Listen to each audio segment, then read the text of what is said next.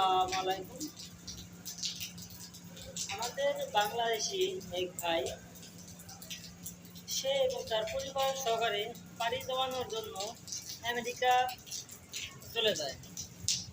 তো দীর্ঘদিন তারা আমেরিকায় থাকা অবস্থায় হাইতিসি শহরে তারা বসবাস করত। কিন্তু হাইতিতে এক ভূমিকম্পের কারণে তাদের পরিবার এবং নাসিব সিলিম সহকারে তারা নিহত। তো তাদের পরিবারে আর কেউ জীবিত নেই এবং তাদের কিছু মাল সামানা এক ব্যক্তির কাছে আমানত রাখা আছে। তো তাদের বংশের যদি কেউ থেকে থাকেন তাহলে সেই আমানতকৃত মাল ফেরত দেওয়া হবে। এবং যারা তারা আমার ভিডিওটি দেখেন তারা অবশ্যই আপনারা শেয়ার করে নাসিব ফিল্মের বংশের কারোর সাথে পরিচয় করে দেওয়ার জন্য চেষ্টা করবেন এবং বেশি বেশি শেয়ার করে তাদের কাছে পৌঁছে দেওয়ার